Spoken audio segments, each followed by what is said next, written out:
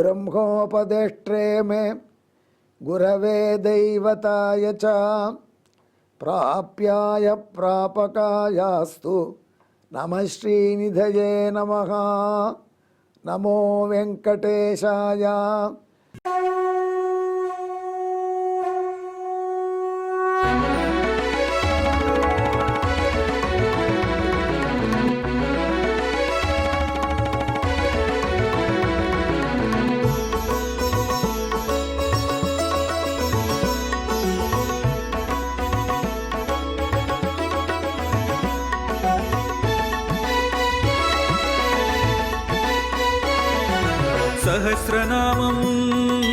सहस्रनामं श्रीवेङ्कटेश सहस्रनामं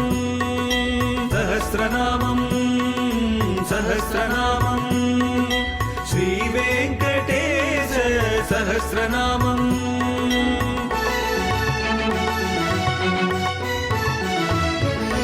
உலகில் கலிவினை தோஷம் அகற்றும் நாமம் சஹஸ்ரநாமம். உயர்வுகளை வாழ்வில் அளிக்கும் நாமம் சஹஸ்ரநாமம். திருமலையில் தினம் அர்ச்சனை நடைபெறும் நாமம் சஹஸ்ரநாமம். திருவேங்கடனின் தரிசனம் காட்டும் நாமம் சஹஸ்ரநாமம். சகஸ்ரநாமம் சகஸ்ரநாமம் श्रीवेङ्कटेश सहस्रनामं सहस्रनामं सहस्रनामं श्रीवेङ्कटेश सहस्रनामं। அன்பர்களே, இப்பொழுது நாம் ஸ்ரீ வெங்கடேச சகஸ்ரநாமத்திலே 21வது திருநாமத்தை சுவைப்போம்.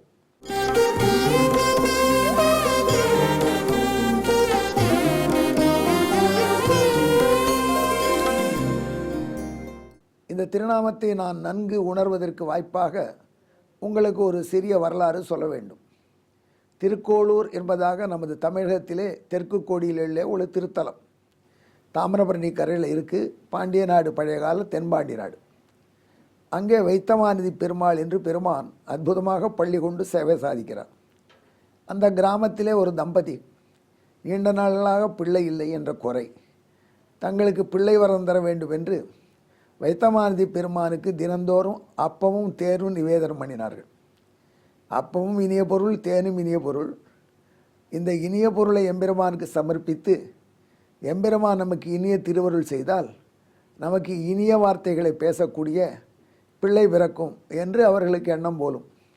அவர்கள் அப்படி பக்தியோடு சமர்ப்பிச்சுன்னு வரச்சே பகவான் திருவுள்ள முகந்தான் சந்தோஷப்பட்டான். இவர்களுடைய வேண்டுதலை நிறைவேற்றலாம் என்று நினைச்சான். அதற்கு கருட பகவானை கூப்பிட்டு, கருடா, நீ இந்த தம்பதிகளுக்கு பிள்ளையாக பிறக்க வேண்டும். அவர்கள் இனிய அப்பத்தையும் இனிய தேனையும் சமர்ப்பிச்சுட்டே இருக்கா. அதனால் நீ இவர்களுக்கு பிள்ளையாக பிறந்து இணைய கவிதை சொல்பவனாக மதுரகவி என்ற பெயரோடையே திகழ்வா என்று பகவான் சொன்னான். கருட பகவான் கட்டளையை சிறமேற்கொண்டார். அதனால் கொஞ்சம் பக்தியோடு கேட்டார், அண்ணலே, நான் மதுரகவியாக பிறந்து எதை காட்ட வேண்டும் என்று தங்கள் திருவுள்ளம். பகவான் சொன்னான், எனக்கு ஒரு திருநாமம் இருக்குது. அந்த திருநாமத்தை நன்கு விளக்குவதற்காக நான் ஒரு லீலை செய்ய போகிறேன். அதற்காகத்தான் உன்னை பயன்படுத்துகிறேன். நீ பூலோகத்தில் பிற என்று சொல்லி என்ன நடக்கும்னு அவனுக்கு முன்னோட்டமாக சொன்னான். அதே மாதிரி திருக்கோளூரில் அந்த தம்பதிகளுக்கு பிள்ளையாக கருட பகவான் பிறந்தார். அந்த பிள்ளையினுடைய ஜாதகத்தை கணித்த ஜோசியர்கள், இவன் ரொம்ப அற்புதமாக பாடுவான், ஆகையினால் கவிதை செய்வான், எனவே இவனுக்கு மதுரகவி என்று பெயர் வைப்போம் என்று பெயர் வைத்தார்கள். அந்த பிள்ளை 11 தமிழ் பாடல் தான் பாடியது. ஆனால் அதுதான் உலகத்திலே இனிய பாடல்களாம். எனவே மதுரகவி என்றே அந்த பிள்ளைக்கு பெயர் வைத்தார்கள். மதுரகவி வளர்ந்தார். வளர்ந்த பொழுது 4 வேதத்தையும் பயின்றார். அதே மாதிரி தமிழ் இலக்கண இலக்கியங்களும் நன்கு பயின்றார். சம்ஸ்கிருத இலக்கிய இலக்கணங்களும் பயின்றார்.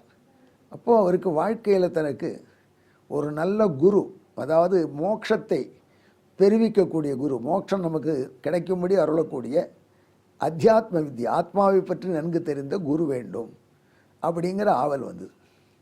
பொதுவாக இந்த மாதிரி குருக்கள்லாம் எங்கே இருப்பாங்க? இமயமலையில் 10 வருஷம் தவம் பண்ணவங்க, அப்படிலாம் நான் இமயமலை இருந்தேன்னு சொல்லி அங்கே தான் நல்ல தவத்துக்கும் சித்திக்கு ஏற்ற இடமாக பலர் போகிறாங்க. அதனால் அவர் இமயமலையை நோக்கி போனார். நமக்கு நல்ல குரு கிடைக்க வேண்டும் என்று தாமிரபரணி கரையிலிருந்து இமயம் நோக்கி யாத்திரை போகிற வழியில் உள்ள பெருமாள் திவ்யஸ்தலங்கள்லாம் சேவிக்கிறார். சேவிச்சுட்டு அப்படியே போயின்னு இருக்கார்.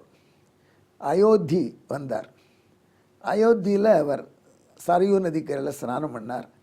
அயோத்தி ராமபிரானை வழிபட்டார்.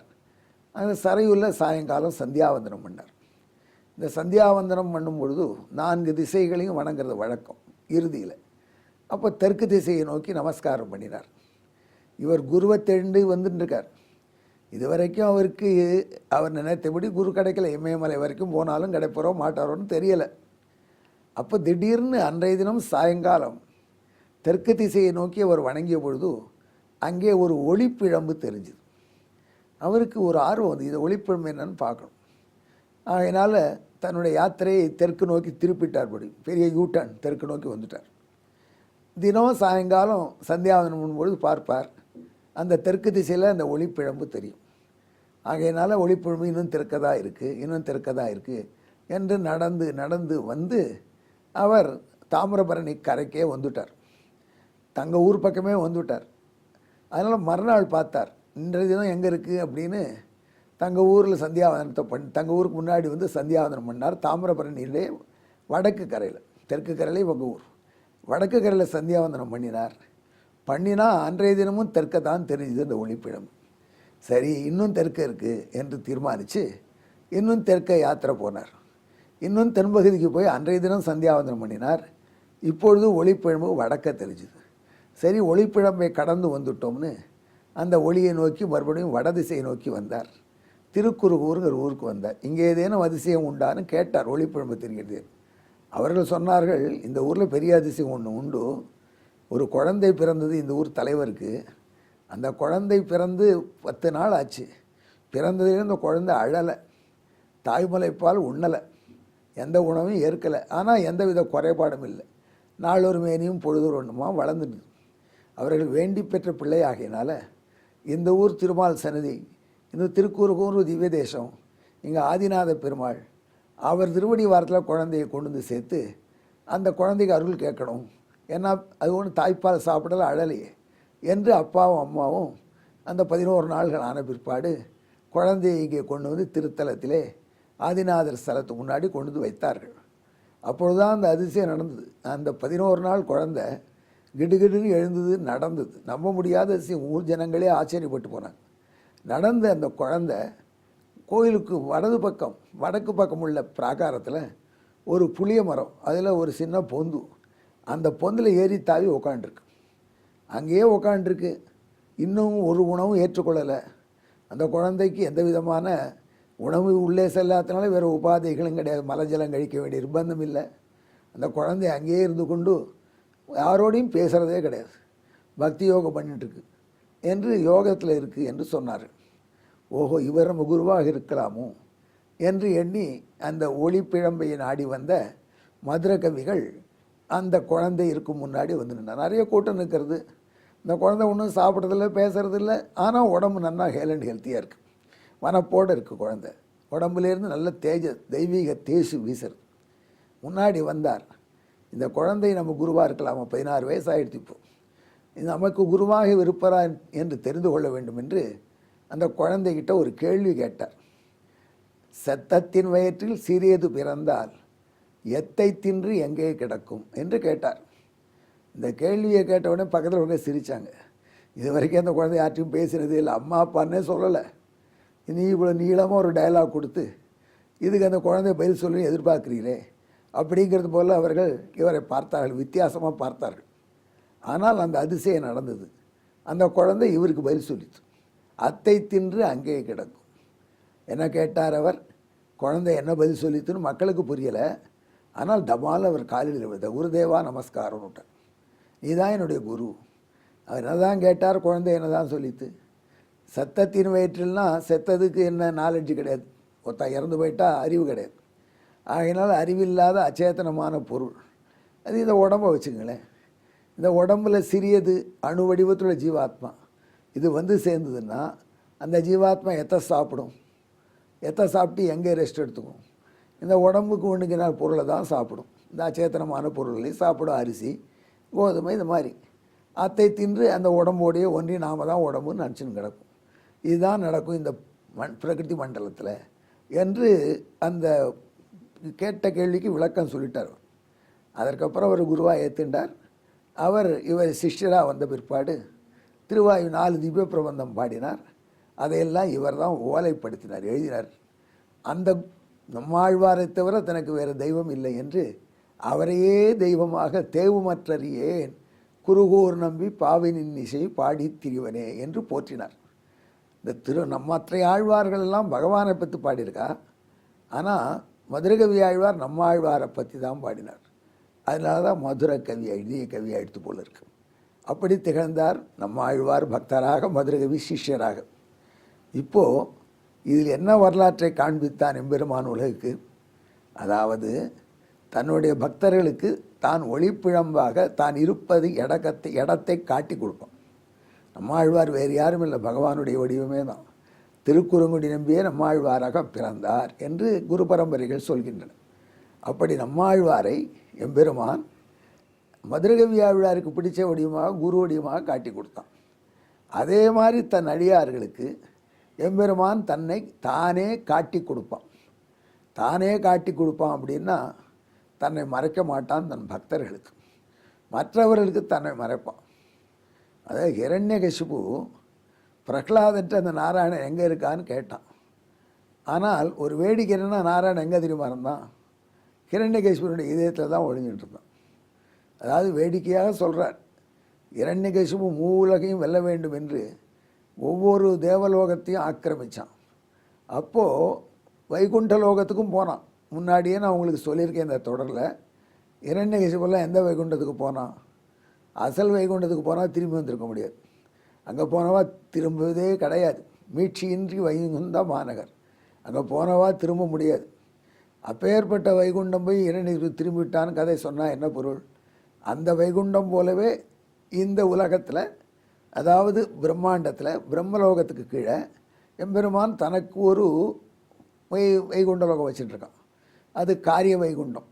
எப்படி டிடி தேவஸ்தானத்துக்கு பல பல முக்கிய நகரங்களில் ஆஃபீஸ் இருக்கும், அங்கேயும் திருமணி எம்பெருமான் இருக்கான், அங்கேயும் திருப்பாவை சாத்துமுறை, அங்கேயும் பொங்கல், அங்கேயும் ஜனவரி 1ஆம் தேதி பெரிய நீண்ட கியூ, இதெல்லாம் பார்க்குற முடியும். அந்த மாதிரியான லோகத்துக்கு போனான். அங்கே போன பொழுது இவன் வந்திருக்கான்னு உள்ள ஜனங்கள் வைகுண்ட லோகத்தில் எல்லோரும் நெடுங்க நேர எம்பெருமான் எங்கேன்னு போனால் அங்கே போனால் பகவானை காணும். உடனே அவன் சொன்னான், ஓடி போயிட்டான் என்கிட்ட பயந்துண்டுன்னு. அதைத்தான் வாமனமூர்த்தியை மகாபலியிட்ட சொல்கிறார், உங்கள் கொள்ளு தாத்தா அவர் வைகுண்டம் வரைக்கும் படையெடுத்து அவரை கண்டு திருமாலே ஓடி முடி இருந்தார் என்று சொல்கிறார் இந்த வரலாறை. ஆனால் அவர் எங்கே தான் ஒளிஞ்சின்றார்னா, அவர் ஒளிஞ்சு கொன்றது இரணியன் நெஞ்சில். ஆனால் இரணியனுக்கு பார்க்க முடியல. ஏன்னா அந்த பக்தி இல்லாதலாம் அவன் தன்னை காண்பித்து கொடுக்கல. பக்தி உள்ள பிரகலாதனுக்கு எங்கும் காட்சி தந்தான். அதனால தான் இவனுக்கு பிராஜிஷ்ணு என்பதாக அற்புதமான ஒரு திருநாமம். பக்தர்களுக்கு தன்னை காட்டி கொடுக்கக்கூடியவன் ஒளிப்பிழம்பாக. எங்கே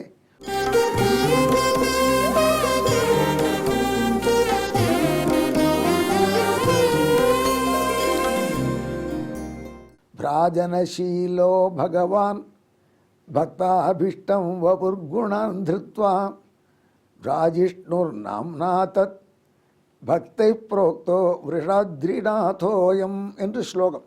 இது அடியேன் எழுதிய ஆரியா ஸ்லோகம்.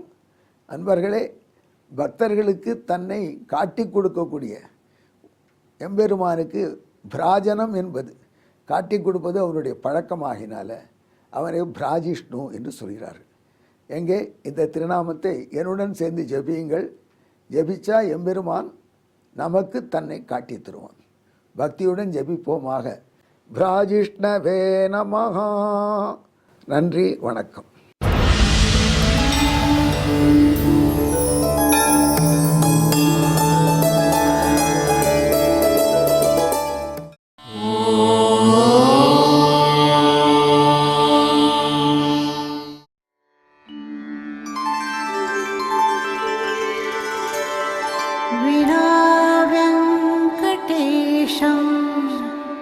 ननाथो नना सदा वेङ्कटेशं स्मरामि स्मरामि। हरे वेङ्कटेश प्रसीद प्रसीद। प्रियं वेङ्कटेश प्रयच्छ प्रयच्छ।